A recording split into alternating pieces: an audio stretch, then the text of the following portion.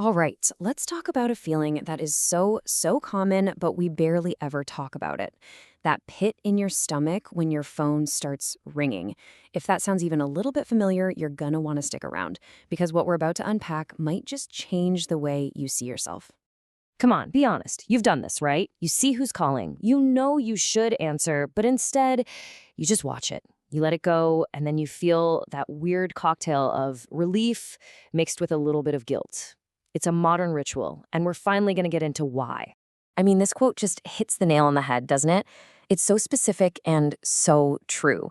It's not just about ducking a conversation. It's a power move. It's about taking back control, and that little word, control, is a massive piece of this puzzle. So seriously, why does that ringtone feel so dreaded? The phone was supposed to be this amazing tool of convenience, but for so many of us, it now feels like a tiny alarm bell going off in our pocket. Let's decode what's really going on here. Okay, first things first, and this is super important. If you feel this way, there is nothing wrong with you. This isn't a character flaw, you're not shy or rude or antisocial. It's actually a sign of how your brain is built, a very specific and pretty interesting mental architecture. So clue number one has to do with this idea of your mind as a protected space. For some people, a phone call isn't a friendly hello. It feels more like an invasion, an unscheduled breach of your private mental space. You know, there's a psychological term for this. It's called privacy orientation, and it reframes the whole thing beautifully. You're not hiding from the world, you're curating it. You treat your inner life like a locked archive. It's organized, it's valuable, and you decide who gets the key. An unexpected phone call, it's like somebody kicking down the door to your library and demanding you find a book for them right now. And this is exactly why it feels that way.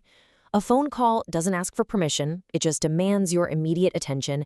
It completely shatters whatever you were focused on, and suddenly you have this aggressive social obligation that you never ever signed up for. It's no wonder it feels intrusive. Okay, clue number two takes us from the emotional side of things into the purely mechanical. We're talking about your brain's processing power. A phone call can literally cause a cognitive overload, asking your brain to do way too much, way too fast. This all comes down to a fascinating psychological quirk called the next in line effect. See, without any visual cues, no body language, no facial expressions, your brain is working overtime. You're not just listening, you're desperately trying to cook up the perfect thing to say next so you don't sound stupid. And this is the chaotic little dance that happens inside your head, right? You're trying to listen, but your inner voice is just screaming, okay, what's my line? What do I say? How do I phrase it? You're rehearsing it, and by the time you're ready to say your brilliant thing, you realize you have no idea what they just said. It is absolutely exhausting. Our third and final clue goes a little deeper, back into our own personal histories. Because for a lot of people, wanting to handle things on your own wasn't really a preference. It was a survival skill you had to learn. Just think about it for a second. If you're from a generation of so-called latchkey kids, where you came home to an empty house after school, what's the number one rule you learned? Self-reliance. You couldn't just yell for mom or dad to help with your homework or solve a problem. You just had to figure it out. And that childhood wiring? It doesn't just vanish when you become an adult. So picking up the phone to ask for help, or even just to have a chat, can feel like you're failing at that core mission of being independent. It can trigger this really deep feeling that you're just being a burden on someone else. So that brings us to today, to the digital world we all live in, and the explosion of controlled asynchronous communication, texting, email, DMs. This tech hasn't just changed how we talk, it's revealed a deep, fundamental preference for having control over our interactions. And it's created this thing that some people are calling digital bilingualism. We can all speak two languages now.